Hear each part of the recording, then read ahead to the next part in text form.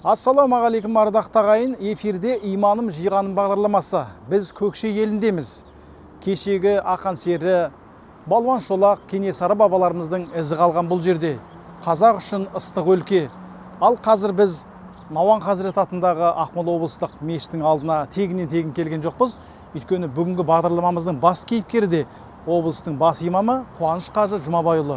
Ассалаумағалейкум қажеке. Уағалейкумассалам. Қалдарыңыз қалай?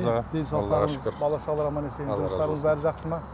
Бізді сағынып, асыға күтіп отырсыздар ғой енді. Қош келдіңіз. Айыпқа бұйырмаңыздар, біз енді мына Мұнара телеарнасы еліміздің бүкіл түкпір-түкпірін, солтүстік, оңтүстік, батыс, шығысының қиырын, түкпір-түкпірін аралап, енді мына жақын жер өзіміздің Ақмола, Көкшетау тиіп тұрған жер деп, енді 20-шы регион сіздерге отырмыз. Бірақ енді әр нәрсенің өзінің қайыры бар, берекесі бар, ештен кеш жақсы дейді. Сондықтан да бүгінгі иманым жиған бағдарламасына бас кейіпкер болуға келсесіз ғой? Әрине. Бәрі келді. Рахмет. Онда ашық, салиқалы, берекелі сұхбат болуын Алла нәсіп етсін. Әмин. Енді көрермендер үшін ең басты мына мешіттің алдында тұрғандықтан мешіт туралы аз кем айтып өтсек, бұл мешіт қашан салынды, бұның орнында бұрын не болып еді, қашаннан бері осы құрылысы қолға алынды, қанша халық жамағат құлшылық ете алады? Енді бұл мешіт 2010 жылы құрылысы басталды. Осы жерде, осы төңіректе мына автостоянка, автотұрақ болған еді осы жерде.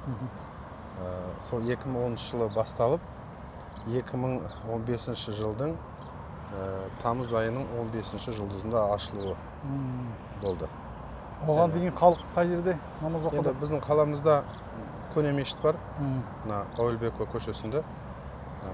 Ол мешіт кейбір деректер бойынша 1905 немесе 4 жылы салынған деген ақпарат бар, ағаш мешіт. 15 жылға дейін сол мешітіміз осы Ақмола облысының облыстық мешіті болып келді. Енді ол мешітті де осы түсірілім барысында сіздерге көрсететін боламыз. Кішкентай ғана мешіт, шамамен 100-150 адам сыйымдылығы бар мешіт. Сол мешіт облыстық мешіт болып келді. Және де сол кезде қаламызда мына ғалым мешіті бар, қаланың шет жағында. Сеновский деген район бар бізде, енді солай халықтың арасында аталып кеткен. Ол мешітті Асқар Хасенов деген ағамыз осы 95 жылдары құрылысын бастап, сол елдің игілігіне берген. Жалпы қаланың ішінде осы екі мешіт қызмет жасап келген. Ал енді одан бөлек қаланың сыртында мешіттеріміз болды, әлде бар. Краснояр елді мекені ол да енді қалаға жатады, бірақ қаладан тыс бөлек тұрған елді мекендер. Жамағат өскен сайын сұраныс. Иә. Енді бүгінгі күні бізде қаламызда 7 мешітіміз бар. Қызмет жасап жатқан 7 мешіт. Осы Науан Хазірет мешіті, және де Ауылбекова көшесінде Жақия қажы мешіті жаңадан салынған, жаңағы айтып кеткен ғалым мешіті бар. Одан кейін осыдан 2 жыл бұрын, 2-3 жыл бұрын құрылысы бітіп, елдің игілігіне берілген Бірлік елді мекенінде Етекбай молда атында жаңа мешітіміз қызмет жасап жатыр. Енді қаланың сырты болып есептеледі, бірақ қалаға кіретін мешіттер застанционный деген елді мекен бар, енді халықтың арасында Шанхай деп аталып кеткен. Сол жерде жаңа мешітіміз бар, жаңағы айтып кеткен Краснояр елді мекені бар, және де Көкшетау 2 станционный елді мекен. Ол да енді қалаға кіреді, бірақ қаланың сыртында мешітіміз салынды. Биыл осы Құрбан айтта ашылуын жоспарлап отырмыз. Енді осы соңғы 5 жылда айтатын болсақ, 5 жылдың ішінде біздің қаламызда 4 жаңа мешіт бой көтерді. Және де сол 4 мешітті 4 адам салды. Бір мешітті бір адам салып, осы елдің игілігіне беріп. Бірігіп жамағат емес, әр адам өзі салды. Әр адам өзі салды. Оны енді Алла жазса осы түсірілім барысында сіздерге сол кісілерді таныстыратын боламыз. Ол да енді үлкен бір, біз үшін үлкен абырой. Осы елдің азаматтары өзінің адал жолмен тапқан табыстарын Алла жолында жұмсап, осы елдің игілігіне осыны әдемі мешіттерді беріп жатыр. Керемет. Дінге деген құштарлық міне осындай болса керек. Жалпы бүгінгі бағдарлама ерекше болады, қымбатты көрермендер. Сондықтан алыстамаңыздар эфирден. Өйткені Қуаныш қажы басқа имамдардан тіпті бөлек, 8 қырлы, 1 сырлы кешегі ақан сері аталарымыздың қасиеті бойына дарыған әншілігі де бар. Басқа да біз қазір айтпай қойық, барлығын өздеріңіз көріп отырыңыздар соңына дейін. Мына қазір ресми бөліп біткеннен кейін жеке өмірлік жолы, жаңағы жеке адами қасиеттер туралы айтқан кезде өздеріңіз куә боласыздар. Сондықтан бүгінгі бағдарламадан алыстамаңыздар. Онда мешіттің ішін көрейік, Қажеке. Жүріңіз.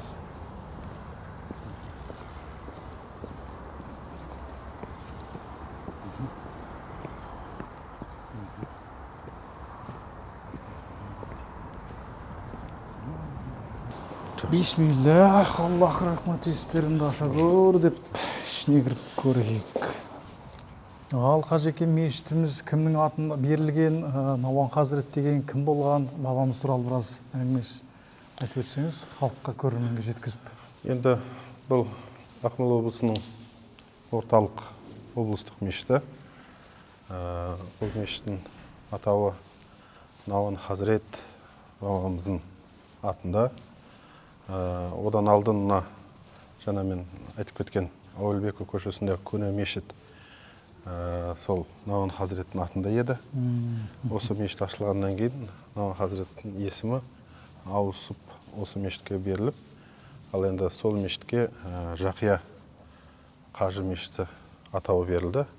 Енді Жақия атамыз сол кісі елімізде қази болған кезінде сөйтіп сол кісінің атын бергенбіз. Ал енді мына Көкшенің үлкендерін сөзін тыңдайтын болсаңыз, Көкшетау хан көрген, хазірет көрген деп осындай бір сөзді қолданыста бар. Енді Науан Хазірет бабамыз о кісі Бұхарада оқыған, осы Бұхарадан оқып келіп, осы жерде дін үшін үлкен бір қызмет жасаған. Өйткені сол кезде мына Ресей империясының шоқындыру саясаты осы төңіректе жүріп жатты. Мінекей сол саясатқа қарсы шығып, елді сол шоқындырудан аман алып қалған біздің бабамыз. Сол үшін де о кісі қудаланып түрмеге де отырғызылды. Бұл енді тарихта ол жайлы айтылған. Осы елдің азаматы, осы елдің азаматы. Мына біздің Көкшетаудан шамамен бір 50-60 шақырым жерде Баратай деген ауыл бар. Сол Баратайдың тумасы. О кісі енді Қарауыл, Шұңғырша деген ру бар бізде. Сол Шұңғырша руынан о кісі. Осы жерде ұрпақтары бар, осы Көкшетау қаласында о кісінің. Мешіттің үлкен залы ғой, қаншадан осылы өтіледі мезетте? Үлкен залымыз шамамен 3000-ға жуық халық сыйымдылығы бар. Жоғары жақ, жерде енді әйел адамдар оқитын залы. Енді осы залда 3000-ға жуық жамағат келіп намаз оқиды. Жұма күні мешітіміз толады. Бәрекелді. Мешітіміз толады. Айт намазы кезінде жақсы дейсіз ғой. Иә. Қыс кезінде әсіресе.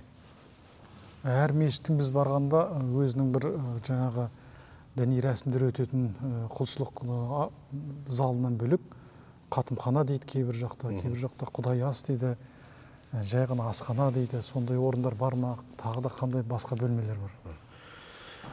Бұнда енді бізде жоғары қабатта осы намаз оқитын үлкен зал, әйелдердің оқитыны, және де кіреберісте бізде студиямыз бар.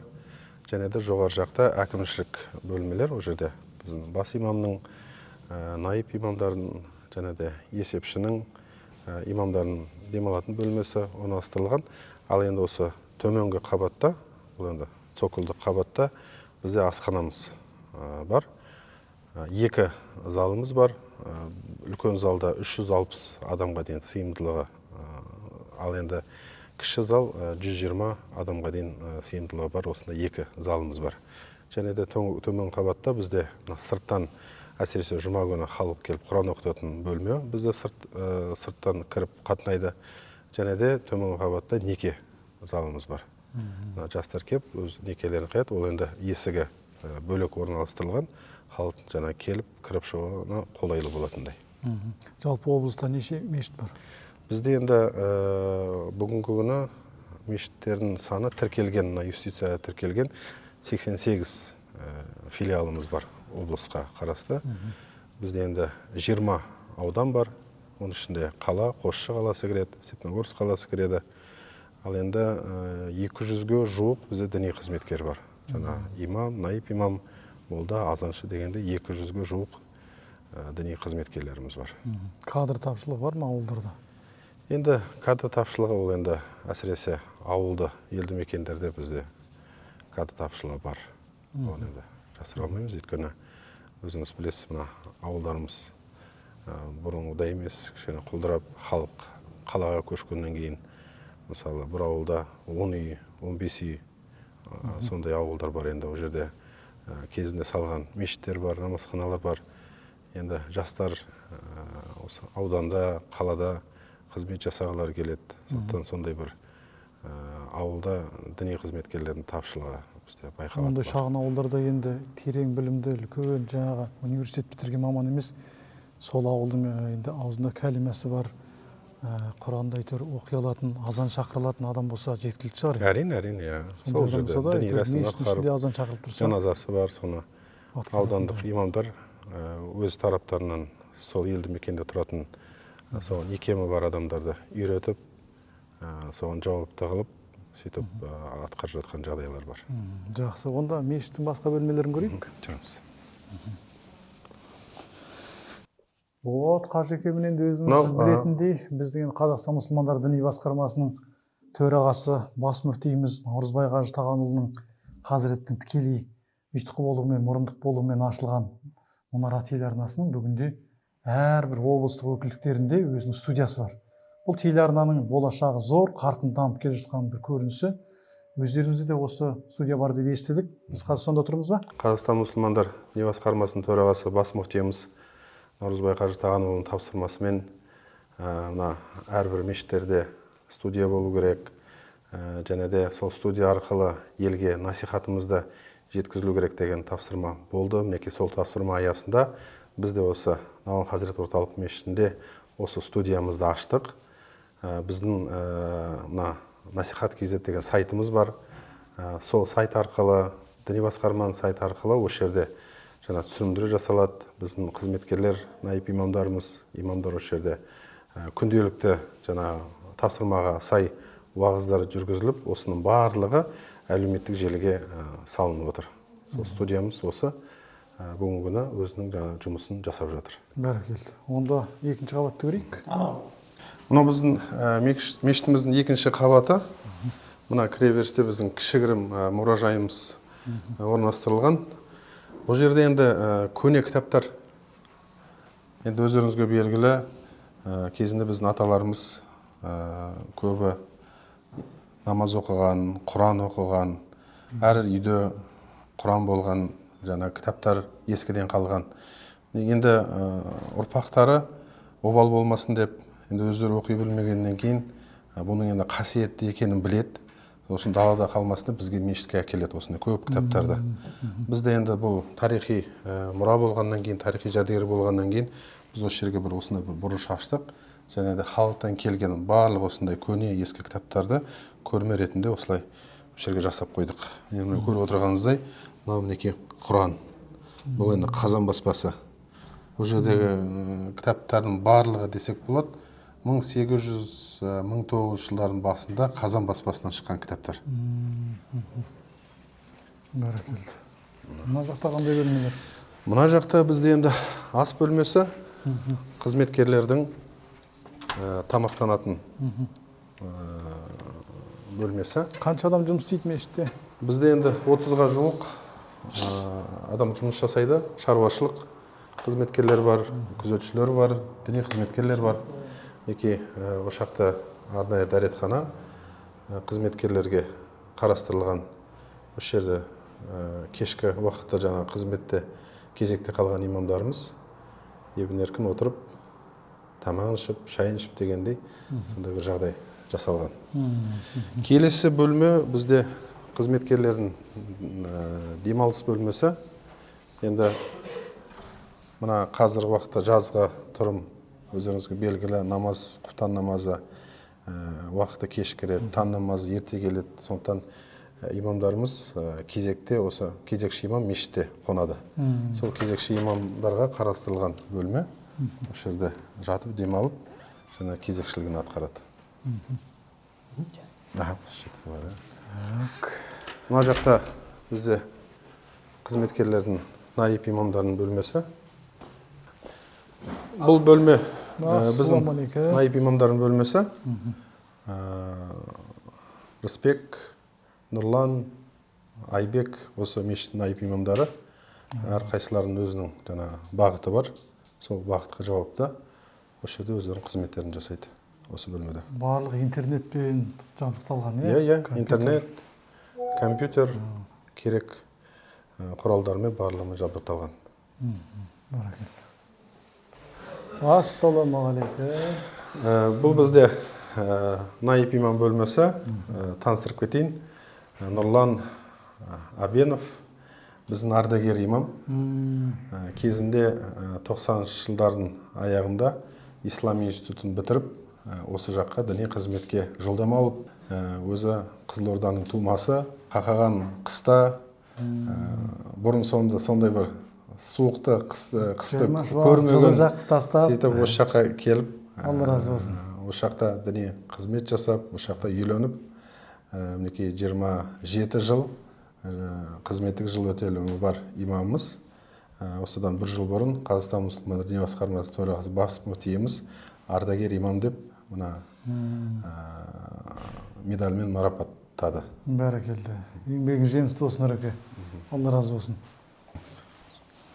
Сәлеметсіздер. Бұл бөлме бас есепшінің бөлмесі. Біздің облыстық мешіттің бас есепшісі Азизат. Осы жерде осы Науан Хазірет мешіті бар, және де барлық біздің облысымызға қарасты мешіттердің есеп қисабы жүргізіледі. Өте жауапты жұмыс екен. Еңбегің жемісті болсын. Бұл енді бас имамның бөлмесі, қызметтік. Жоғашыңыз. Сәбит Қуаныш Жұмабайұлы. Қазақстан мұсылмандары діни басқармасының Ақмола облысы бойынша өкілі, Науан Хазірет мешітінің бас имамы. Дұрыс қой?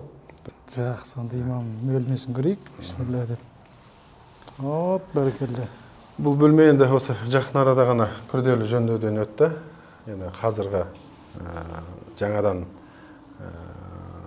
мына материалдар шығып жатыр. Енді соған сай осы кабинетімізді ремонттап, өзімізге бір қолайлы болатындай бір жасап өткені. Әр имам бөлмесінде жаңа демалыс бөлме, одан кейін дәретханасы болу керек, соны қарастырып жасадық. Бәрекелді. Мына жерде сөрелерден көріп отырмыз, мақтау марапаты көп екен. Ең маңыздысы не сіз үшін ең бір қымбат? Бұл жерде енді мына мемлекеттік наградаға тең грамотамыз бар. Қазақстан Республикасының президенті Қасым-Жомарт Кемелұлының құрмет грамотасы, мемлекеттік марапаттама. Бұл енді құрмет грамотасы президенттің тегінен адамдарға берілмейді. Яғни ұзақ жылғы Қуаныш Қажында еңбегінің бір кішкентай бір парасы ғана ақталған деп ойлаймыз. Қайырлы болсын. Рахмет. Және де бұл жерде Қазақстан мұсылмандар діни басқармасының 35 жылдығына, одан кейін 30 жылдығы медальдармен марапатталдық. Одан кейін енді мына мен енді Степногорск деген қалада 20 жылға жуық имамдық қызмет атқардым. Сол Степногорск қаласының құрметті азаматымын. Сол бар. Одан кейін Конституцияның жаңағы 25 жылдығы сондай марапаттарымыз бар. Бәрекелді. Керемет. Нарада енді тамаша шапаныңыз тұр екен, ұлттық қазақы. Бөрік тұр екен мынау. Қандай тымақ па, бөрік пен немене? Бұл тымақ, қасқырдың тымағы. Біз енді өзіміздің хоббиімізді аңға шығуды жақсы көреміз. Сондай. Саяткерлік бар, е? Иә. Шәкәрім атамыз сияқты. Сол кезде. Саят қораға кетіп қаласыз барасында? Онда біз енді мына көрермендерге енді міне ең қызықты біздің маңызды бағдарламамыздың бір бөлігі келе жатыр. Иманым жиғаным бағдарламасының бас кейіпкерінің мына имамдық қызметтен бөлек жеке өмірі туралы, жеке өзінің ұстанымы туралы, кейбір хоббиі туралы, кейбір жаңа бағана бағдарламаның басында айтып өткендей 8 қырлы бір сырлы деп бекер айтқан жоқпыз. Тілге тиек қылып ендеше сол қырларын ашуға тырысып, ашық әңгімені биыл енді бас мүфти Хазіретіміздің тапсырмасына сәйкес ислам және ашық қоғам, адал қоғам жылы деп жарияланып жатыр. Соған байланысты имамдарды халыққа жақындату мақсатында осы бір бағдарламаның маңызды бөлігін жалғастырсақ, қай жерге барып жалғастырсақ болады? Енді осы Көкшетау қаласында былтыр ғана Қопаның жағасы күрделі жөндеуден өтті. Оған енді мұрындық болған біздің облысымыздың әкімі Марат Мұратұлы Ахметжанов. Енді шыны керек, осы соңғы жылдары қаламыз әлдеқайда көркейіп жатыр. Сол бір әсемдікті, әдемілікті өздеріңізге көрсетіп, сол Қопаның жағасында түсірілім жасасақ жақсы болар еді деп ойлаймын. Бәрекелді, онда шапанымызды шешейік те, сол жақта әңгімеміздің өзекті тұсын сол жақта жалғастырайық. Қымбатты көрермен, міне бағана өзіміз уәде еткендей, Қуаныш имамның мына жігітке жеті өнері аз демекші, бір қырын қазір ашып көрейік. Садақ тартуға, жалпы садақ тарту пайғамбарымыздың сүннетінде де бар амал. Қашаннан бері әуессіз, жалпы мұның бүге-шүгесі, қыр-сыры қандай, мына қазір садақты қалай тартып жатсыз, осының бәрін түсіндіріп айтсаңыз. Енді мына соңғы жылдары осы республикамызда дәстүрлі садақ ату қатты дамып келе жатыр елімізде. Сөйтіп мына былтырғы жылы бір достарымызбен осы облыста осы дәстүрлі садақ атуды дамытуды келістік. Сөйтіп былтырғы жылдан мені осы Ақмола облысының дәстүрлі садақ ату федерациясы президенті қылып сайлады. Және де былтырғы жылы желтоқсан айында біз мына Бурабай елді мекенінде республикалық бір турнир өткіздік. Ол енді алғашқы осы біздің төңіректе болған турнир. Биыл мына кесте бойынша мамыр айының 14-нен 17-сіне дейін бізде республикалық турнир жоспарланып отыр.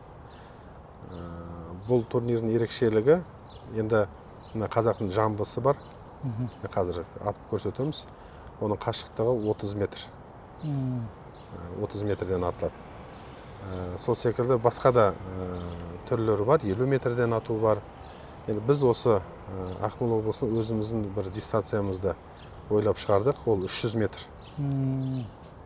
Неге 300 метр десеңіз, енді мына Бурабайдағы Оқжетпес тауы теңіздің деңгейінен 300 метр биіктікте тұр деген енді сондай бір өлшем бар. Ал енді 300 метрге садақ ату мүмкін ба, жоқ па деген келетін болсақ, енді мына садақтар әртүрлі болады. Мысалы, мен қолымдағы венгрлердің садағы, бұл енді 34 либр бұның қаттылығы. Ал енді 300 метрге ату үшін мына садақшылардың айтуы бойынша енді шамамен бір 70 либрға дейін болу керек екен. Енді бір либрда 0,5 килограмм салмақ бар. 500 грамм. 500 грамм сол кезде 70 болатын болса 35 килограмм салмақ. Соған енді қазір біз республикаға хабарландыру бердік. Соған біз енді дайындық жасап жатырмыз. Оған өзінің жүлдесін тағайындадық. Енді алла жазса сәтті өтетін болса, бұл енді келешекте халықаралық деңгейге жеткізуді жоспарлап отырмыз. Енді садақ өзіңіз айтқанда, бұл енді біздің дәстүрімізде бар дүние, біздің қанымызда бар садақ ату. Бәрімізді бала кезімізде қолымыздан садақ жасап сөйтіп атқанбыз. Ол енді біздің қанымызда, генімізде бар дүние. Енді шариғатқа келетін болса, ол енді пайғамбарымыздың сүннеті, осы садақ атуға байланысты пайғамбарымыздың көптеген айтып кеткен хадистері бар. Тіпті кім садақты үйреніп тастап кететін болса, ол бізден емес дегендей муслимнен келген пайғамбарымыз хадисі бар. Сондықтан садақ ол біздің қанымызда, ділімізде, дәстүрімізде бар дүние. Ал енді мына садақты енді қандай ағаштан көрсетіп жасалған мынау?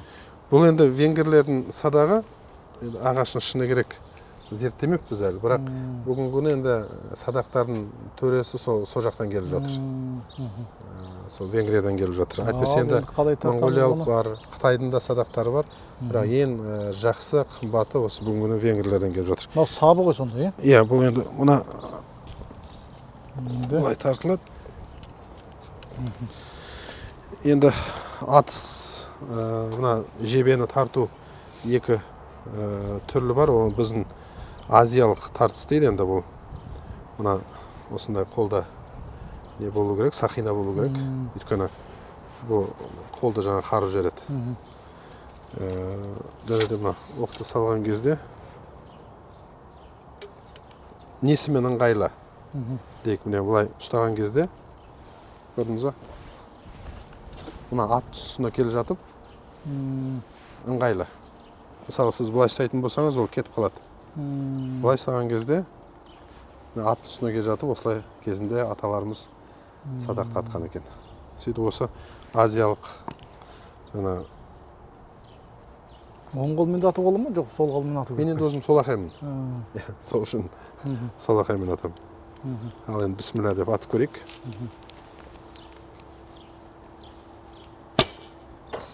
Бәрекелді.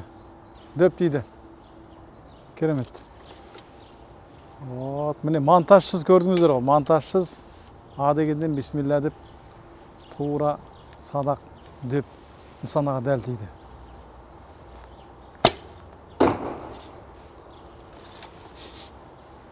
Қорамсақта әлі 4 оқ бар екен.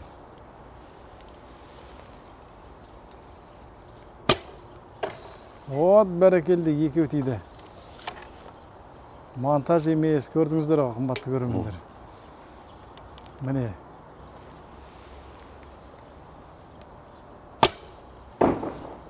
Ата-бабамыздан келе жатқан өнерді қайта жаңғыртып, халыққа насихаттап жүрген Қуаныш имамымыздың өнерін көріңіздер.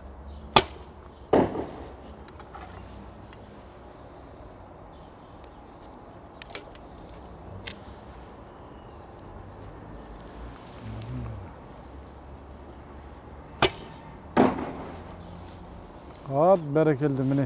Көрейік. Көрейік, жүріңіздер. Міне қараңыздар. Біреу, екеу тиіпті. Мынаның өз бүйтіп қозғалып тұратын ескерсек, бұл оңайшылықпен келетін дүние емес, сондықтан да үлкен жетістік. Мынау егер бүйтіп қалған кезде атты деп есептесек, мына екеуі де тиіп жүрді, көрдіңіздер ме? Сондықтан да тамаша. Ал, Қажеке. Рахмет. Керемет өнер. Келіңіздер. Үйретеміз. Ары қарай жарыстарға қатысайық. Енді мынау садақты атпасақ та ұстап көрейік.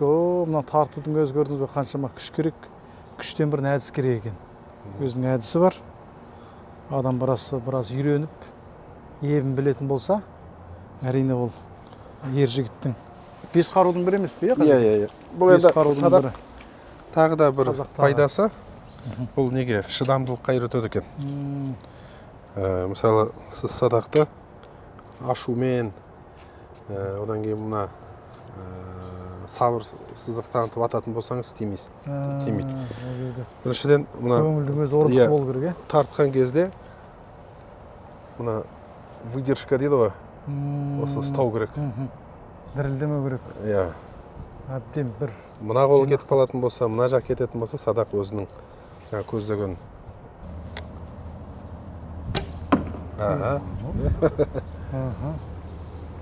көп көрім, кәдімгідей күш керек екен, әдіс керек екен. Бірақ үйреніп кетуге болады. Бұйырса Қажекеңе келіп тұрамыз. Шәкірт боп, Алла бұйырса, садақ тартуды бәріміз үйренеміз. 80 көл Көкшетаудың саясында, әрқайсысы алтын кесе аясында, ауасы дертке дауа, жұпар иісті көкірек қанша жұтсаң тоясың ба деп Сәкен бабамыз жырлағандай. Қазір біз сол 80 көлдің бірі Қопан жағасында тұрмыз, Қажеке? Қопа өзені. Керемет табиғат. Осындай табиғат аясында бағана көрермендерге уәде еткендей, өзіңіздің жеке өмір баяныңызға тоқталсақ, өскен орта, балалық шақ, қай ауылда туып өстіңіз, балалық шақ қалай өтті, арман қандай еді ол кездегі? Мен енді өзім Көкшетаулықпын. Кезінде Көкшетау облысы болды. Қазір Ақмола облысы ғой жалпы. Сол бұрынғы Көкшетау облысы. Уәлиханов деген аудан болды. Қазір енді Уәлиханов десеңіз көбі Қызылтумен шатастырады. Өйткені қазір уақытта Уәлиханов ауданының орталығы Қызылту елді мекен. Ал бірақ бұрын Уәлиханов ауданы Авангард деген елді мекен. Енді ол кезінде Еркін Ауылбек ағамыз мына жаңа аудан ашқан Уәлиханов деген. Ол енді Степногорск, Ақсу, одан кейін ар жағы Павлодар облысымен шекараласып жатыр. Сол Уәлиханов ауданына қарасты Қайрат деген ауылы бар. Қазақи ауыл Қайрат. Одан кейін бұрынғы атауы Чапай деген, қазір Қулыкөл деп аталады. Енді сол Қайрат, Қулыкөл ауылдары қазір солтүстік Қазақстан облысына қарасты. Сол ауылда дүниеге келдім. Қайрат деген ауылда. Бірақ енді бала кезімізде, шамамен енді мен 3-4 жасымда біз Қызылағаш деген ауылға көштік. Сол Қайрат ауылымен қасында 7 шақырым, бірақ ол Павлодар облысына қарасты. Сол ауылда 1 жыл тұрғаннан кейін енді ата-анамыз сол Уәлиханов ауданына қарасты бұрын Южный деген атаумен аталған, кейін Совет үкіметі құлағаннан кейін ауылдың аты Көдебас деген атауға өзгеріп, сол Көдебас ауылында барлық балалық шақ, мына мектеп 1-ші сыныптан 11-ші сыныпқа дейінгі уақыт сол ауылда өтті. Ал енді сол мектеп бітірісімен 94-ші жылы мен осы дін оқуына медресеге түстім. Кім түрткі болды? Енді жаңа айтып отырмын ғой. Басқа мамандықты армандаған шығарсыз бала кезде, 1-ші класста? Оны да қазір айтып кетем. Жаңа айтқанымыздай аудан, жаңа аудан ғой. Жаңа аудан болғаннан кейін ол жерге жан-жақтан халық жиналған. Мысалы біздің ауылымыз 70-ші жылдардың басында құралған екен. Мысалы қазір білеміз, бір ауылдар бар, тарихы 100 жылдан асқан, ол жерде енді тарихы тереңде жатқан ауылдар бар. Бірақ біздің ауылдар сол кезде құралған жаңа ауылдар ғой. Совет үкіметінің кезінде құралған. Біздің ауылда мешіт болған жоқ. Енді мен балалық шағым есімде, намаз оқитын адамдарды мен есімде жоқ ауылда. Бірақ енді әке-шешеміз жаңа Алланы танытты, бісмілләміз білеміз. Мына күн күркіреген кезде жаңа калимамызды айтып, сол кезде сондай діни деңгейіміз сондай деңгейде болды. Енді сол 94-ші жылы мектепті бітіріп жатқан кезімізде, мына көктем мезгілінде сабақтан келе жатқан кезде біздің ауылымызда Ануар деген ақсақал тұрды. Ол кісі зам директор болып қызмет атқарды. Ол да сол біздің Қайрат ауылынан кейін Көдебасқа көшіп келді, зам директор болды. Ол кісінің Фарида деген қызы менімен бірге бір сыныпта оқыды. Сөйтіп мен мектептен келе жатқан кезде ол кісі жұмыстан, контордан үйіне обедке келе жатыр екен, түскі асқа. Сосын мені жетіп алды да айттық, Қуанышай, осы сен молданың оқуына барасың ба деді. Енді молданың оқу деген ол кезде сондай бір құлаққа жағымсыз естілді. Жоқ аға, қайдағы дедім да. Сөйтіп үйге кеттік. Үйге кеткеннен кейін біраз күндерден кейін мен әкеме айттым бұны. Осылай сол кісі ұсынды деп. Ал енді жалпы өз басым мектеп бітірген кезде қайда әрқайсымыз жоспарладық қой. Біреу аграркаға барамын, кім боламын деп мұғалім боламын деп. Мен енді өз басым мектепте суретке түсірумен айналыстым. Директор маған тіпті кабинет беріп, сол школда сол суретке түсіріп, ол кезде енді қазірғыдай емес қой. Ол кезде суретке түсіру үшін сенде бүкіл құрал болу керек, проявителі бар, фиксажы бар, закрепителі бар дегендей. Ол целый бір өзі процедура жердегі.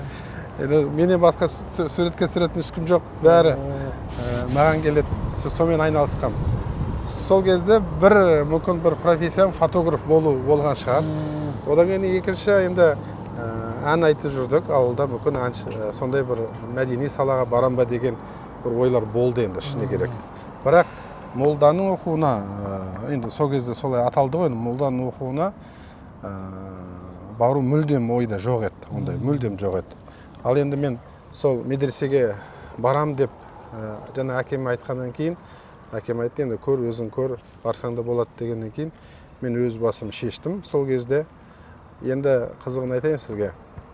Мектепте оқып жүрген кезде жаңа айттым ғой, балалар кім қай жаққа барады деп енді мұғалімдарға алдын ала айтады ғой. Біреу жаңа ол кезде Ақмолаға барып аграркаға түсемін, біреу ЦИСИ-ға түсемін, біреу жаңа Көкшетау осында педқа түсемін деп алдын ала айтып жатқан кезде енді мен медресеге баратынымды біліп, бір мұғалім солай жаңа әрқайсымыздың фамилиямызды айтып, сен қайда барасың, сен сосын сонда маған айтады, Сәбитов, сен қайда баратын болдың, анау мыңға баратын болдың ба дейді, маған айтады. Сондай діни ахуал сол кезде сондай деңгейде болды. Ол жаңағы енді молдалыққа әлде медресеме соны айтудың өзі ұят болып саналды. Не болдың, сен анау мыңға баратын болдың ба деп сөйтеді. Әйтеуір соған сол кезде енді Алланың қалауы, Алланың жазуы. Ол кезде енді қазіргідей мысалы Нұр-Мүбарак, басқа да медресе колледждер көп қой, ол кезде ондай жоқ. Ол кезде сол бары Ақмола қаласында мешіттің жанынан ашылған, енді қазіргі тілмен айтатын болсақ, ол сауат ашу курсы. Сол кезде енді медресе деп аталды. Сондай бар екен, оқу орын бар екен естіп, 94 жылы сол медресеге барып оқуға түсіп, сол жерден діни сауатымызды аштық сол жерде. Бәрекелді. Ол кезде сол алғашқы ұстаздарыңыз кім болды, есіңізде қалды ма жалпы?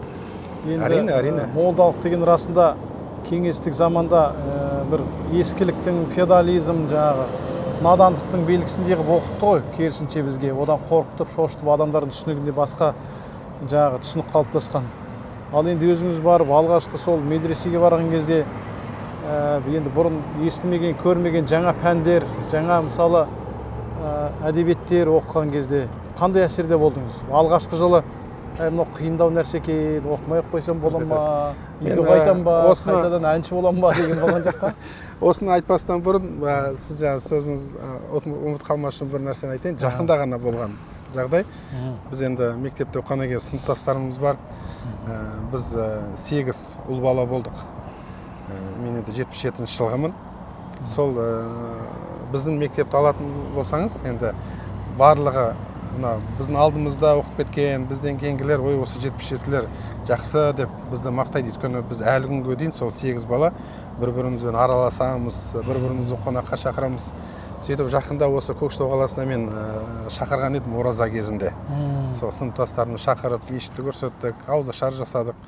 Сонда енді сыныптастарым көріп жатыр ғой, енді осы жерде имамға деген құрметті, енді барын көргеннен кейін жаңа айтып, ой, осы мен кезінде медресеге баруым керек еді осы деп сондай бір сөз айтып жатыр да. Енді кезінде жаңа сіз айтқандай ол мұғалімнің өзі медресе деп атаудың өзі ұялған еді. Енді бүгінгі күні Құдайға шүкір, халықтың жаңа сауаты ашылып, дінге деген басқаша көзқарас, имамға деген құрмет ол бүгінгі күні өте басқа жоғары деңгейде.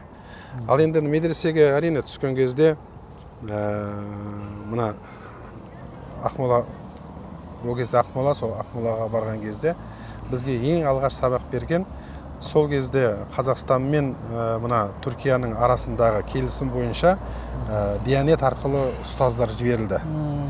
Сол 92 жылы Мәуліт Қайғысыз деген қари кісі осы Ақмолаға жолдамамен келген екен. Ең бірінші осы әліппені үйреткен бізге сол кісі. Түркиядан жаңа Диянетпен келіп бізге сабақ берген кісі. Ал енді сол медресенің сол кезде директоры қазір мына Астана қаласында Әл-Фараби мешітінде наиб имам қызметін атқарып жүрген Мұсаев Мамлюк. Ол кісі 94 жылы Ислам институтын бітіріп Ақмола қаласына, ол кезде жалғыз-ақ мешіт, сол мешіттің ең алғашқы наиб имамы және де медресенің директоры болып сол кісі тағайындалған еді. Сол кісілер біздің алғашқы осы ұстаздарымыз. Ал енді медресеге түскен кезде алғашқы әсерді мен сізге айтайын. мына қасымда тағы да ауылдас бала болды, Айдар деген. Сол екеуміз бірге бардық медресеге. Ол да мен секілді. Тек бисмилладан басқа еш нәрсе білмейді. Сөйтіп барғаннан кейін енді 5 уақыт намаз оқу керек екен. Жана 5 рет дәрет алу керек екен. 5 рет аяқты жуу керек екен. Ол кезде енді су суық, сонда 2-3 күн өткеннен кейін бір-бірімізге айтамыз, Айдар кетейік ойбай. Қиын екен өзі. Күнді жана дәрет алу, күнді 5 рет аяқты жуу қиын екен деп, сондай да бір ойлар болған еді. Сөйтіп арада бір апта өткеннен кейін біздің енді сол Ақмоладан ауылға пойыз жүреді. Біз сенбі күні үйге сұралындық бір күнге. Ал енді оған дейін үйге хабар жетіп та, Қуаныш қайтып келеді деп. Сол үйге келгенде анам айтады, сол қайтып келдім бе деп, жоқ, осы неге демалысқа бір күнге келдім, бірақ қайтадан оқуға кетем деп. Сөйтіп сол жерде 2 жыл уақытымызды сол медреседе өткіздік сол жерде. Бәрекелді. Енді жастық шақ, балаң кез, бозбала шақ, әке-шешеңіз ең бастысы батасын беріп отыр, дін жолына түссе баламыз жаман болмайды деп, одан бір үміт күтіп отыр. Оқуды бітірдіңіз, енді алғашқы қызмет қайдан басталды? Бағанағы кабинетте көрген Степногор қаласының құрметті азаматы атағы босқа келген жоқ, 20 жылдық еңбек. Ол жерге қалай бардыңыз, қалай жұмыс істедіңіз? Ол жерде енді дін бір күнде қайтадан орнығып кеткен жоқ қой. Көп қиындықтар болды. Сол медресе бітіргеннен кейін қайда бардыңыз? 96 жылы енді біз медресені бітірдіңдер деді, емтихан болды, қолымызға айтып, сол кездегі диплом берді, сол кездегі. Сөйтіп үйге демалысқа кеттік. Сол әкеммен бірге бір күні неге шөпке шықтық біз, шөп шабуға. Сол шөп шауып түскі үйге келген кезде анам айтады, Қуаныш, саған құда түсіп кетті деп. Сосын кім деп едім? Осылай Степногорск деген қаладан Тоқтамыс деген кісі келді. Степногорскіде бір мешіт бір нәрсе ашып жатыр екен. Соған сен медресе бітіргеніңді естіп, келіп, сол сені шақырып жатыр деп сол кісі келіп кетіпті. Келесі күні мен енді сол пойызға отырып Степногорск қаласына бардым. Ол кісі акиматта отырады екен. Тоқтамыс деген ағамыз, ол кісі о дүниелік болды, Алла тағала рахметіне бөлесін. Кезінде қызмет жасаған кісі, пенсияға шыққаннан кейін Степногорск қаласында қазақ тілі деген қоғамды ашқан екен. Қазақ тілі деген қоғам ашып, кейін мына Степногорск қаласында өз балабақшалар бар, бір форматта, бір формада жасалған.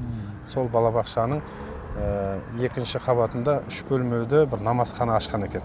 Сол кісі ұйымдастырып, ал енді Степногорск қаласы енді білетіні бар, білмейтіні бар.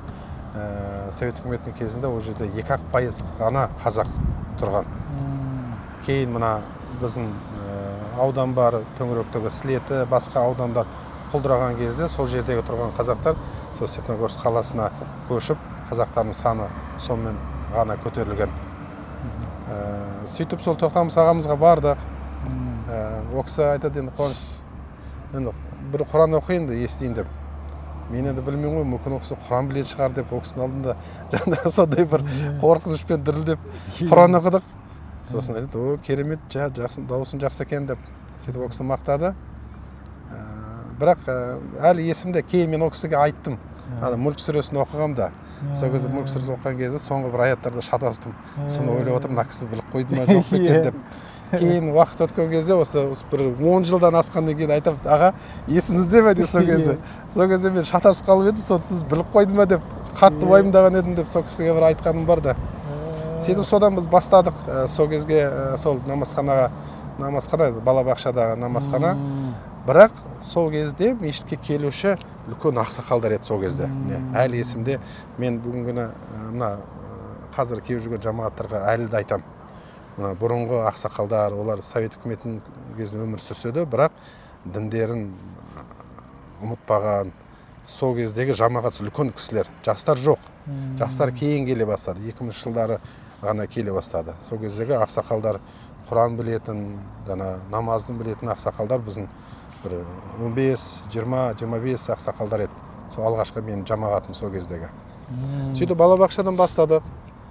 Сол балабақшада бір 3-4 жылдан кейін мешіттің құрылысын бастадық Степногорск қаласында. Енді бүгінгі күні қаланың дәл ортасында әдемі жерде мешіт тұр Степногорск қаласында. Сол мешітті басынан аяғына дейін басасында жүріп, ел бар, халық болып, сол кезде мешітті салып көтерген едік. Аллаға шүкір, бәрекелді. Енді жаңа балалық шақты айттық та, әке-шешеңіз туралы біраз кеңірек әңгімелеп өтсеңіз, ағайындар туралы, отбасында қанша ағайын дедіңіздер, олардың ішінде сіз сияқты дін жолына түскендер бар ма? Сіздің осы дін жолында осы қызметіңіз қалай қабылдап жатыр жалпы? Қазірдің өзінде ағайындармен байланыс қалай? Мен енді әкем Жұмабай 36 жылға, ол кісі Бестөбе деген елді мекеннің тумасы. Сол біздің Степногорск, Ақсу жақтағы қазір алтын руднигімен елге танымал Бестөбе деген жерден 36 жылға ол кісі о дүниелік болды. 2010 жылы 73 жасында. Анам 38 жылға ол кісі бар, Аллаға шүкір. Степногорск қаласында тұрады, қасының қолында апам бар. Ол кісі енді биыл 88-ге келді анамыз. Біз отбасыда 10-біз. Енді екі ағам дүние салды. 66 жылға, 69 жылға ағам олар дүниеден өтті. 5 ұл, 5 қызбыз. Мен 9-шымын. Менен кейін қарындасым бар. Олдың кенжесі сіз екенсіз? Олдың кенжесі менмін. Бірақ енді олдың кенжесі болғанмен, сол үйдегілер, ағаларым бар, апаларым бар. Мені сол отбасын үлкені деп қабылдайды ғой. Осы имам болғаннан кейін, осы дін жолында жүргеннен кейін, мені солай қабылдайды енді. Енді бір бала кезде бір ерке тотайлық, олдың кенжесі болған кейін бір сондай бір ерекше сізге берілген бір қалайшылық болды. Енді үйдің кенжесі болған кейін де сүт кенже деп жатады, тәтті бала деп жатады.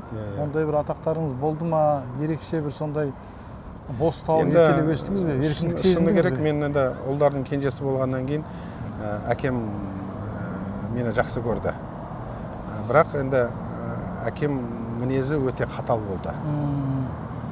Енді мүмкін балалық кезінде біз ойлаған шығармыз, әкеміз неге сонша қатал деп. Бірақ қазір соны түсініп жатырмыз.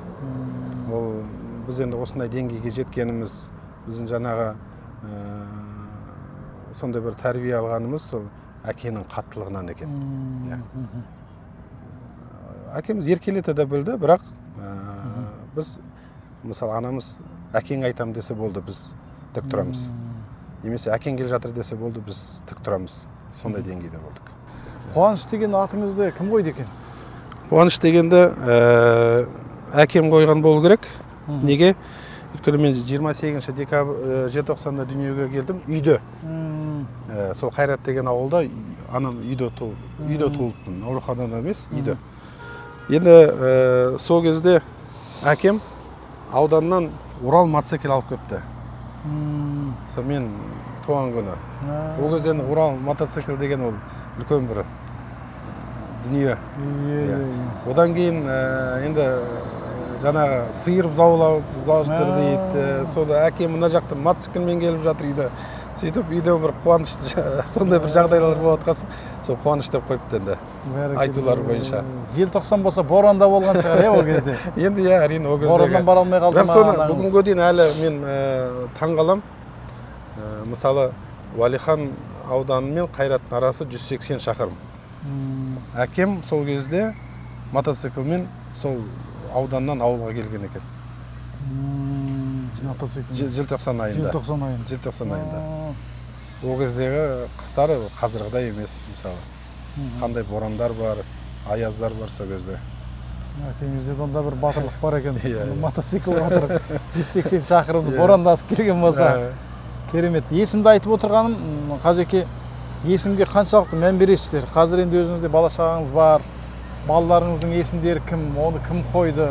Қаншалықты мән бересіз осы есімге? Мен есімге өте қатты мән берем. Мен енді 3 қызым бар. Тұңғышым ұлым. Қазір Қарағандыда медакадемияда 1-ші курста студент. 2007 жылы дүниеге келген. Аты Мағжан. Енді фамилиясын қалай деп ойлайсыз? Мағжан Сәбит. Мағжан Қуаныш. Жұмабай Мағжан. Мағжан Жұмабай. Бәрекелді. Керемет. Үйлесіп тұр екен. Иә. Бабамыздың атын жаңғыртып, иә? Жұмабай Мағжан баланың аты. Екінші Сәкен Сейфуллин емес пе? Екінші қызым, енді қызым дүниеге келгенде сол қуанып жан-жаққа звондаймын ғой, қызым дүниеге келді деп. Астанада Марат деген ағамыз бар, ол кісі танымал кісі, Набиев Марат, меценат, біздің елдің азаматы, сол біздің мешітті салуға атсалысқан. Марат аға осылай қызым дүниеге келді деп қуанышпен хабарласқан кезде қызын Томирис деп қой деді. Сосын содан енді ол кісінің жаңа өтініші болғаннан кейін аттап кете алмадым, сөйтіп Томирис деп қойдым. Енді арымдап. Арымдап. Одан кейін екінші қызым дүниеге келген кезде оны Ханшайым деп қойдым. Томирис пен Ханшайым екеуі үйлесіп. Өзіңіз қойып жатсыз ба? Иә, өзім қойдым осы. Ал, төртінші бала. Енді төртінші қыз дүниеге келген кезде үйдегі келініңіз мен қоям деп Несібелі деп қойды. Үшеу қойдың ғой енді, мен қояйын деді ме? Иә, Несібелі деп. Кіші қызымыздың атын Несібелі деп қойды. Бәрекелді, керемет екен. Несібесі мол болсын деп. Бәрекелді, тамаша екен. Жалпы енді осы ат қоюды айтып жатырмыз, отбасын айтып жатырмыз. Отбасын тоқталып өтсеңіз, шаңырақ қашан көтердіңіздер? Отбасы құндылығы деп былтыр ғана арнайы осы көңіл бөліп Қазақстан мұсылмандар діни басқармасында ислам және отбасы жылы деп жариялады. Отбасы құндылықтарға мемлекетте мән беріп жатыр. Қазір өте мына Алла өзі кешірсін, бізді енді мемлекетімізде ажырасушылардың саны жағынан әлемде алдыңғы орындарға шығып кетіппіз, өкінішке қарай. Бірақ соңғы жылдар қайтадан қазір барлығы ата салт дәстүрімізге оралып жатыр екен. Жалпы айтайын дегенім, ертеде қазақтардың ішінде атастыру деген бар еді ғой. Бес құда болу деген сияқты. Жақсы бір жермен мысалы барып араласатын болса, ағайындар, туыстар, көрші ауылдар, немесе көрші басқа мекендерге барса, жақсы бір қызын көрсе, өзіне жаңа келін қылып түсіргісі келеді, ұлын көрсе, қызын ұзатқысы келеді. Сол дәстүрге қалай қарайсыз? Қазір қайта жаңғыртуға бола ма? Өздеріңізде ниет бар ма? Енді сол атастыруға байланысты біздің енді өзімнің әріптестерім бар, қазір араласатын достарымыз бар. Солармен бір әңгімелесіп отырған кезде негізі сол мәселе көтерілген еді. Негізі біз енді бір-бірімізді жақсы білеміз. Өсіп жатқан ұлдарымыз бар, қыздарымыз бар.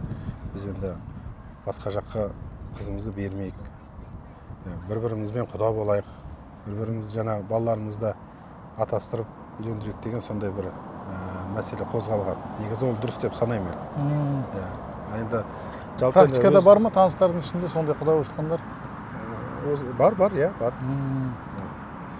Және де мен енді өз баламы Мағжанға енді әлі ол кезде кішкентай еді, сол кезде айтып қойған, негізі мен саған өзім таңдап берем деп, мен танығанға үйленесің деп. Сондай бір келісіміміз бар баламыздан. Кішкентай кезден құлағына құйып отырдыңыз. Иә. Жастар жаңа ауылға бармайды деп жатсыз ғой. Бірақ жаңадан оқып өтіріп кеткен жастарға мысалы бүгінгі заманның имамы келбеті қандай болу керек, қандай ақыл айтар едіңіз? Мысалы сол ауылға баратын болса, тіпті сол ауылдан да жамандық көрмейді ғой. Мысалы сіздер сол кішкентай қарапайым жерлерден бастадыңыздар. Қандай ақыл айтар едіңіз жастарға имам болам деген? Енді мына жыл сайын жақында ғана біз Алматыдан келдік. Осы барлық өкіл имамдарды Алматы қаласынан Нұрмарак университетіне бізді шақырды. Биылғы жылы бітіріп жатқан түлектерді елге тартуға байланысты. Мен енді өз басым сол университет бітіріп жатқан балаларға айтатыным, енді біз барғанда кездесеміз ғой. Негізі сіздер төменнен бастаңыздар. Ауылдан бастап, кейін жаңағы мүмкін ауданға келесіз, мүмкін қалаға келесіз. Шыны керек, жастардың енді жасыратыны жоқ. Астанада қызмет еткілер келеді. Бірден. Алматыда, үлкен қалаларда қызмет жасағылар келеді. Бірақ ауылды қайтеміз. Ауылдағы халықты қайтеміз біз. Олармен кім жұмыс істейді? Бұтын жалпы Алланың ризалығы үшін деп қызмет жасайтын адам, ол сол төменнен бастау керек, ауылдан. Ауылда бүгінгі күні бос тұрған мешіттер бар, қаншама ол жерде халық бар, дінді үйренуге мұқтаж. Қала бос қалмайды еш уақытта. Қала бос қалмайды. Бірақ ауылдар бос қалып жатыр. Сол жастарымыз ауылға барып, ауылдан қызметті бастаса деген біздің оларға әр кез айтатын сөзіміз осы. Мына бізде Бурабай ауданына қарасты Мәдениет деген ауыл бар. Сол Мәдениет ауылына біздің Нұрмұрат университетін бітірген Кенжебай деген имам өзі, ешкім айтқан емес, өзі сол ауылға сұранып барды. Сол ауылға барып, сол жерде бірнеше жыл қызмет жасады, мешіттің көтерді, жамағатты сауаттандырды. Кейін осы Көкшетауға келіп, Көкшетауда шамалы қызмет жасап, бүгінгі күні магистратура оқып жатыр. Енді мына биылғы біздің облысымыздан да бітіріп жатқан балалар бар, бакалаврды бітіріп жатқан. Солар көбісі магистратураға қаламыз деп, сондай бір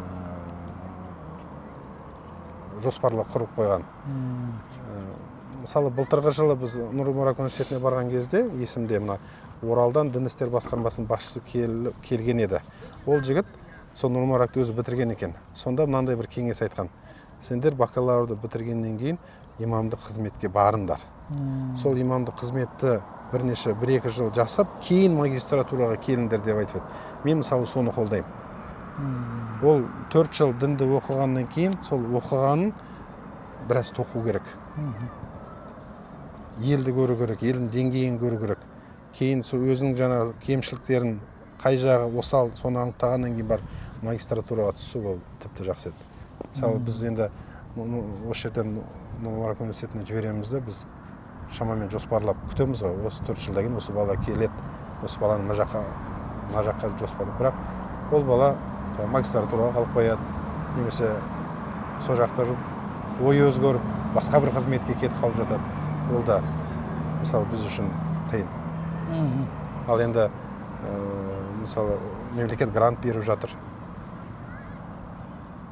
Әсіресе теолог имамдарға деп, енді дін жолына қызмет етсін деп. Одан кейін мысалы біздің облысымызда облыстың гранты бар, әкімнің гранты бар. Оның барлығы не үшін бөлініп жатыр? Сол діни саладағы кадр тапшы жерлерге солар келіп қызмет жасасын деп мысалы беріп жатқан дүние. Енді ол балалар келіп ол жерде оқуын бітіргеннен кейін қызмет жасамаса, ол үлкен проблема, үлкен мәселе. Қуаныш имам, енді бағана мешіттің қасында бір қырыңызды көрерменге көрсетіп қалдық. Садақ тарту өнері жалпы ата бабамыздан қалған, пайғамбарымыз саллаллаху алейхи вассалам сүннет амалдарының бірі. Осындай қосымша имамдық қызметтен бөлек қызығушылық, хобби дейміз ба, жоқ әлде мына осындай керемет табиғаттың аясында, жаңағыдай 80 көлдің саясында жүргеннен кейін бір сондай күш-қуат пайда бола ма? Бәріне қалай үлгересіз? Жаңағыдай жарыстар өткізіп жатырсыз, жаңағы елмен кездесу керек. Бүгінгі имам деген жай отырып уағыз айтушы емес, ол тек қана мешіттің кейбір мысалы үшін шаруашылық заттарына білу керек. Кейбір жерде менеджер болады, кейбір жерде маркетолог болады мысалы. Кейбір жерде білім иесі болу керек.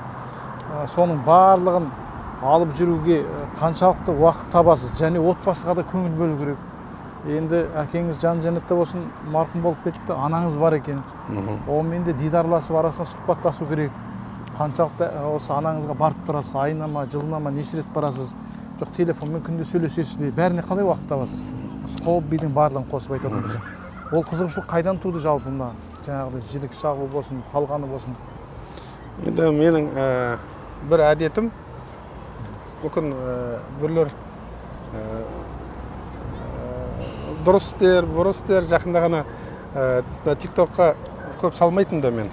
Осы Рамазан айында Құран оқып, тарауых біткеннен кейін сөйтіп оқыған Құранымды тиктокқа салған едім. Сонда жақында ғана осы 2-3 күн болды, бір бауырымыз андай фейковый деден маған комментарий жазыпты, сен рия жасап жатсың деп. Сол мен әдетім, мына мен қай жерде жүрсем де мен статусқа салам. Мысалы, мен бүгін Көкшетауда жүрсем, мен Көкшетауда екенімді, жолға шығып баратсам, жолда екенімді, анама барсам, анамен отырған суретім салам статусқа. Сөйтіп бір күні Степногорск қаласында тұратын бір таныс өзге ұлтты бір орыс кісі жазып жүріпті комментарий: я удивляюсь, ваша энергия, как вы успеваете деп жатады.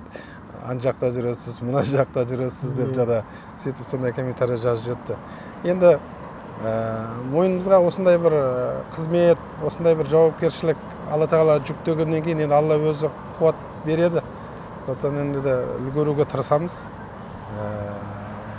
Осы нәрсеге анама барып тұрам, жаңағы жол жүреді, Астанаға апару керек болады. Мен жаңа ағаларым тұрады, одан кейін Макинсте апаларым тұрады. Енді сол жаққа бару керек, соны әрі бері енді анамды алып жүремін енді. Одан кейін енді мен енді облыс имамы болғаннан кейін мен региондарға шығам. Сол региондарға шыққан кезде сол пайдаланып, үйге де соғып кетемін, Степногорскке барам.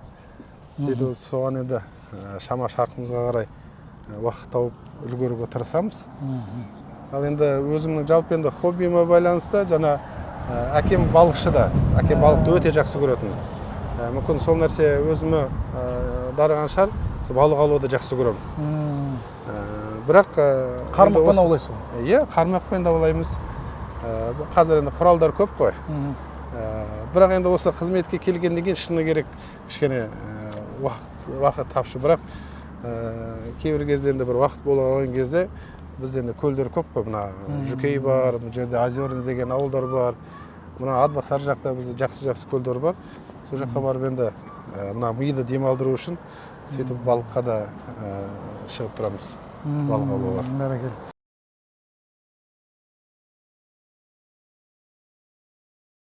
Жалпы енді жаңа хоббиға байланысты жілік шағу туралы айтпадыңыз. Ол бірінші рет қашан шақтыңыз? Кездейсоқ болып қалды ма? Біреумен бәсекеге түстіңіз бе? Қалай болып қалды осы? Енді ол жілік ұру біздің осы солтүстік төңіректе қатты дамыған. Біздің бала кезімізде әке-шешелеріміз үйге қонақ шақырған кезде, мына соғым кезінде олар жілік ұратын. Ол енді ағаларымыз да ұратын, оны көріп жүретінбіз. Енді ара-тұра жаңа қонаққа барған кезде сол жілік ұратынымыз бар. Қазір енді осы соңғы уақытта өте қатты дамып келеді. Тіпті федерацияда ашылған секілді ашамыз деп жатқан осы бір азаматтар. Сол жілік сындыру федерациясын құрамыз деп жатқан еді. Ал енді қазір уақытта мына ауылдар осы біздің Ақмола облысында, Павлодар облысында күнде десек те болады жарыс өтіп жатыр жілік сындырудан. Енді біздің кезіміздегі жілік сындыру ол қолға орамал байлап, балта қойып, балтаның үстіне ұру. Ал енді қазір уақытта жалаң қол. Соңғы кездері балтаны алып тастады. Бетонға ұрады. Ол өте қиын. Сондай үрдіс, сол дәстүр өте біздің облысымызда қатты дамып келе жатыр. Оны енді сұрап отырғаным, жілік шағу болсын, садақ тарту болсын, былай қарасаңыз, жілік шаққанда адам бүкіл энергиясын бір нүктеге жинап, жаңағы ұрған кезде шағылады деп ойлауы мүмкін. Бірақ онда өзінің әдіс тәсілі болу керек. Садақ тартқанда бағана айтып қалдыңыз, адамның жаңағы бүкіл жаңағы дәлдік, ойды жинақтау, жаңағы сабырмен, салмақпен, ниетті түзеп деген нәрсенің барлығы бір жерге қабысу керек екен. Иә.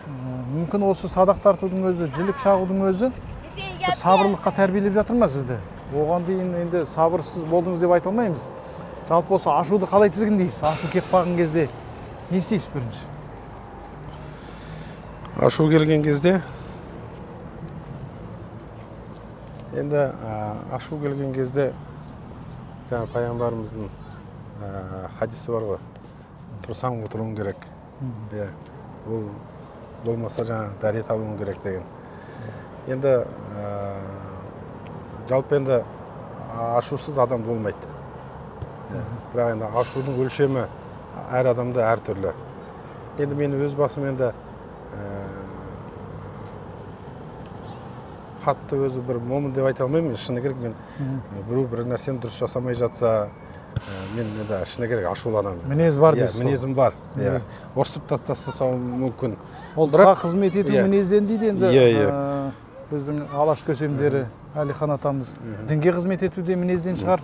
Бірақ мінездің өзі сол неғұрлым тізгінде болған дұрыс. Бірақ ашуым тез қайтады. Жақсы адамның ашуы шай орамал кепкенше, жаман адам ашуы бас көрге жеткенше демекші. Ашуым тез басылады, және де кейін енді ашудың себебінен егерде қатты айтып қойсам кешірім сұрап жаңағыдай бір әрекеттер жасап тезірек жауап салуға тырысамын. Аллаға шүкір, бәрекелді. Онда біз енді мына керемет табиғаттың аясында, саясына бекер келген жоқпыз.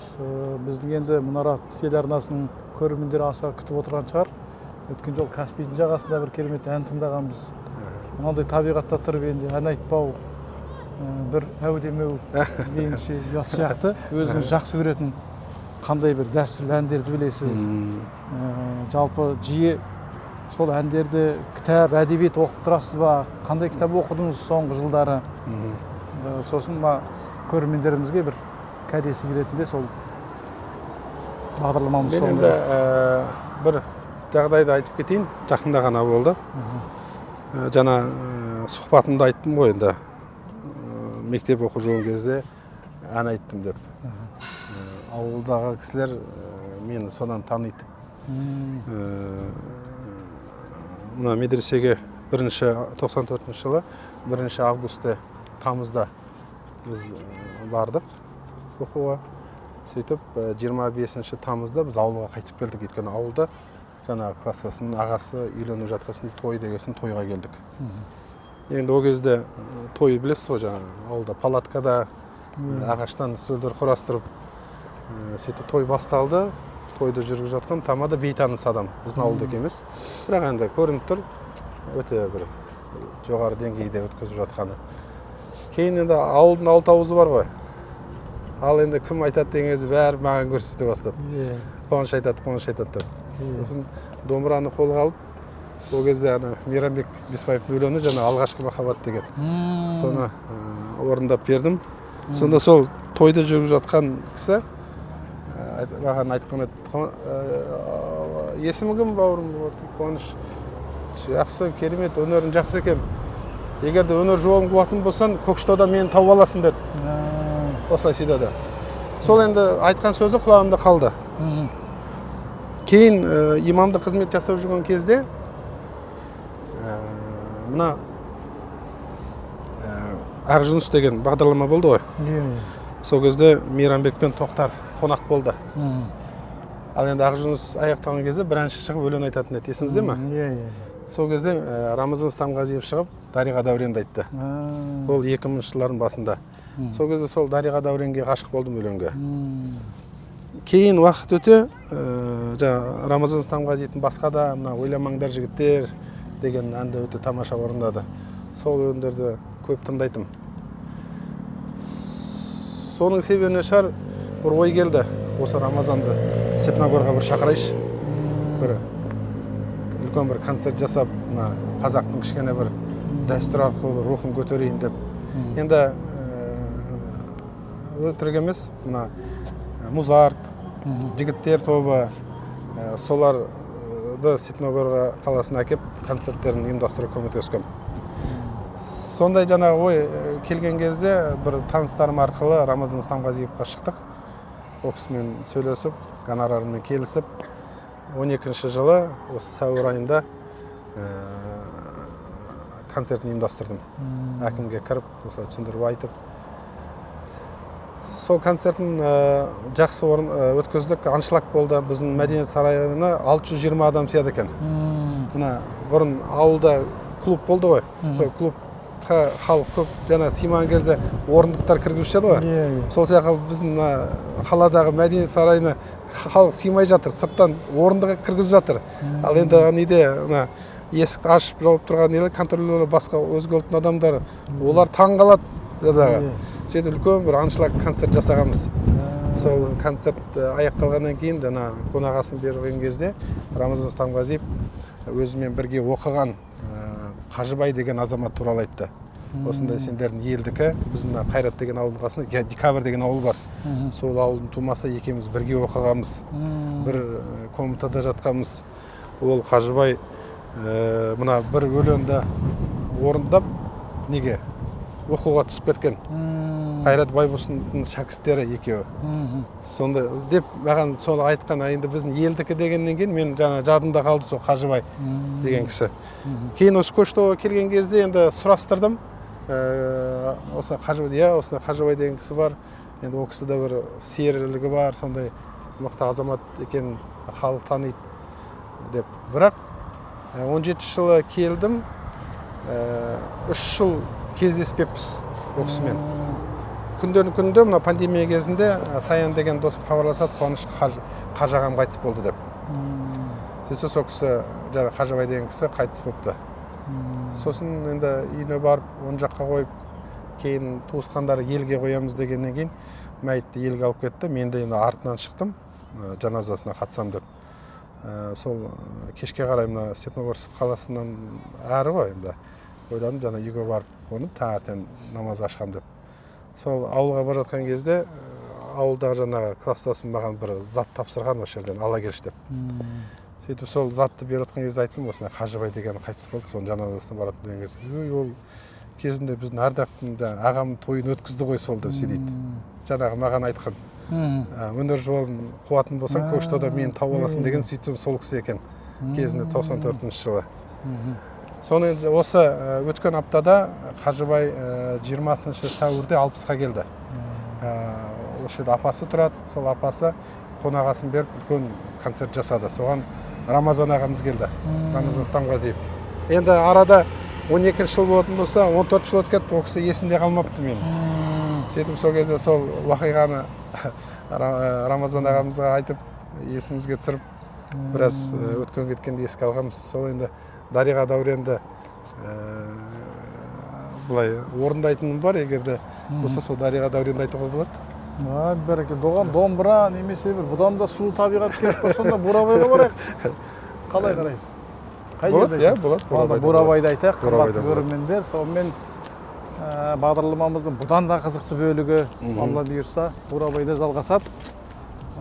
Қуаныш имам қолына домбыра алып, бұйырса, өңімді сөздерімізді тарту етпекші. Міне ардақты ағайын, өздеріңізге уәде еткендей, біз иманым жиғаным бағдарламасын одан ары қарай Ақмола облысының бас имамымен әдемі Бурабайдың өзінде, Көкшетаудың етегінде, Айнакөлдің жағасында міне сарқырама таудан бұлақ ағып жатыр, керемет бейші қайыңдар, қарағайлы ну орман осы жерде жалғастырып отырмыз. Ол да тегін емес. Өйткені осы өңірдің тарихы, осы өңірдің тереңге тартқан бізге кешегі шежірелі күндер жөнінде тарихшылар айта жатар. Дегенмен осы өңірдегі мешіттеріміз жөнінде қазіргі заманауи қандай ғибадат үйлері салынып жатыр. Мына әдемі табиғат болсын, туристер көп келеді. Олар қандай жағдай жасалған? Болашақта естуіміз бойынша жол бойында жаңағы намаз оқитын намазханалар ашылады деген жоспар бар екен. Соған тоқталып өтсеңіз. Енді осы Бурабай кентінде бізде заманға сай салынған мешіт бар, өздеріңіз көрген. Енді оның тарихын айтып кететін болсақ, мен осы бас имамды қызметке 17 жылы 5 мамырда қызметке кіріскен едім. Ал 6 мамырда осы Бурабай кентінде ескі мешіт өртеніп, өртке оранып жанып кетті. Яғни қызметке кіріскенің келесі күнінде осындай бір оқыс оқиға болды. Шында да енді қызметке енді келіп жатып, сондай бір мойынға бір аманат жүктеліп тұрған кезде осындай бір жағдай болған, енді өз басыма қатты ауыр тиді. Енді сол мешітіміз сол кезде ағашқа өртеніп, отқа өртеніп, ағаш мешіт түгел жанып кетті сол кезде. Ол қай жылы салған мешіт екен? Ол енді негізі мешіт емес, әуелде басқа бір ғимарат болған, кейін осы жердегі халық сол мешітке ыңғайластырып алған. Бірақ түгел ағаштан жасалған еді. Өртке тез орануы да себебі сол болды. Одан кейін бұл жағдайды сол кездегі облысымыздың әкімі Мәлік Кенесбайұлы Мырзалинге осы бір жағдайды жеткіздім. Енді Бурабай, өзіңіз білесіз, енді Қазақстанның барлық түкпір-түкпір жерінен осы жерге келеді, шетелден қонақтар келеді. Сол үшін бұл жерге мына әдеттегідей стильде емес, бір ерекше мешіт салу сол кезде жоспарға кірді. Енді эксклюзивный дейміз ғой. Сондай бір мешіт салу жоспарға сол кезде қолға алынып, мына проектный отдел, мына күмбезі жоқ, өзі 4 бұрышты шынылары, терезелер биік салынған мешіт қой.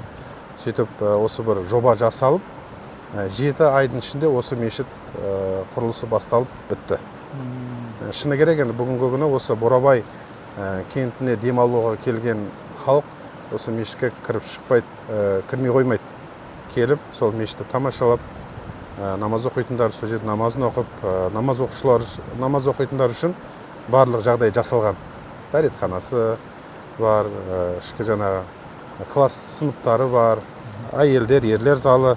Және де енді біз былтырдан қолға алдық, алла жазса енді жоспарымызда бар, төменгі цокольді қабатта осы тұрғылықты халыққа бір хатымхана, яғни қандай да бір жабдық болатын болса, сол жабдықты атқаратын бір асхананы жөндеу жасау жоспарымызда бар. Енді қазір эскизі, проекті жасалды, тек мәселе қаржыда болып тұр. Ол да шешілсе, алла жазса, осы жақын арада сол мәселені шешетін боламыз. Бәрекелді. Намазханалар қалай болып жатыр жол бойында? Биылғы жылы осы қыста біз мына Щучинск Астана тас жолында Макинск елді мекенінің жолының екі жағында модульдық намазхана қойдық. Егер осы жолмен жүріп тоқтайтын болсаңыз, сол жерге біз орналастырдық. Енді кеше ғана тағы бір біздің бір азаматтар хабарласты. Мына жаңа ғана көрген Абылайхан алаңына сондай бір модульдық намазхана қойсақ деп өтініш айтылып жатыр. Қаларса осы жақын күндері сол жерге намазхана қоятын боламыз. Өйткені басым келген туристер осы Абылайхан алаңына келеді. Сол кезде намаз оқуға бір мүмкіншілік бүгінгі күні жоқ, бірақ аларса осы күндері намазхана қойылатын болады сол жерге. Бәрекелді. Керемет жаңалық екен. Көп ұзамай ол қуанышты күнге де жетерміз. Расында жылдан жыл өткен сайын Құдайға шүкір еліміз аман, жұртымыз тыныш болғаннан кейін осы орталық Азияға, әсіресе Қазақстанға келуші туристер көп. Оның ішінде Астанаға, Елордаға келгеннен кейін Бурабайға соқпай кетпейді, Көкшетауға келгісі келеді. Көрікті жерлерде оларға осындай ғибадат орындары, намаз оқитын, құлшылық ететін намазханалар, мешіттер ашылып жатса, ол енді бәріміз үшін абырой, мақтаныш деп ойлаймыз. Еңбектеріңіз жемісті болсын, Қуаныш имам. Рахмет. Біздің бағдарламамыз міне 2-3 күн бойы жалғасып жатыр. Қаншама жерде сұхбат айттық, қаншама ақпарат халыққа жеткізіп жатырмыз.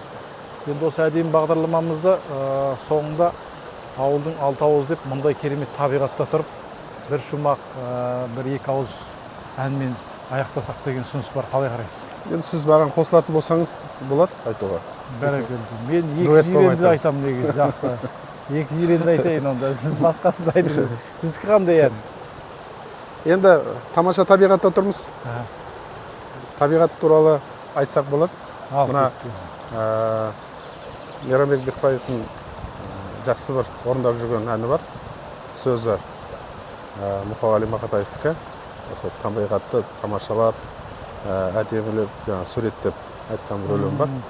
Соның бір шумағын айтсақ болады. Сайсаланы аймалады, жоталардан желесті, көк қарағай, көп баладай, көбір кеңесті. Қасқа балақ тастан құлап, бара жатыр шапқылап. Шыңылдаған, сыбырлаған, айқай тастар саққұлақ. Шыңылдаған, сыбырлаған, айқай тастар саққұлақ. Ардақты ағайын, міне өздеріңіз көргендей, иманым жиғаным бағдарламасы Ақмола облысындағы бас имамымыз Қуаныш қажы Жұмабайұлымен жасалған бағдарламасын осымен аяқтайды. Міне біз өздеріңізге уәде еткендей, дін қызметкерлерін тек қана қазіргі діни қызметін ғана емес, сонымен қатар өскен ортасы, балалық шағы, өмірден көрген білгендерін, жеке қыр сырларын, тіпті жігітке жеті өнерде аз деп Қуаныш имамның әртүрлі ел біле бермейтін жеке жігітке жетуіне раз демекші өнерлерінде сынап байқадық, жілік шақтық, ән айттық деген сияқты. Сондықтан осындай қызықты бағдарламаны ұйымдастырып атсалысқан өзіңізге көп рахмет айтамыз. Мұнара телеарнасының редакциясының атынан. Біздің көрермендерге тілегіңіз болса, мархабат. Енді Мұнара арнасы біздің Хазіретіміз Қазақстан мұсылмандар діни басқармасының төрағасы Наурызбай Қажы Тағанұлының тікелей бастамасымен ашылған арна. Елімізде жалғыз ислами арна.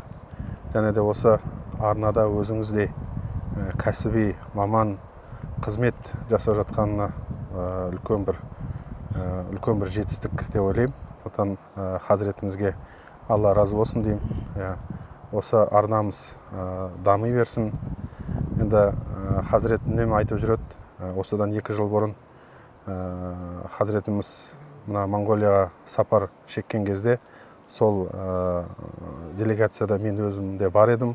Сол кезде мына Монғолияға барған кезде біздің қандастарымыз қарсы алып, сол кезде ақсақалдардың біреуі Хазіретімізге рахмет айтып, осы Мұнара телеарнасын біз көреміз деп сол кезде айтқан еді. Сондықтан Мұнара арнасы тек елімізде ғана емес, сыртта да біздің қандастарымыз көріп жатқанын біздің көзіміз жетті. Сондықтан сіздерге сәттілік тілейміз, шығармашылық табыс тілейміз. Осы Мұнара арнасы дами берсін дегім келеді. Әмин, рахмет.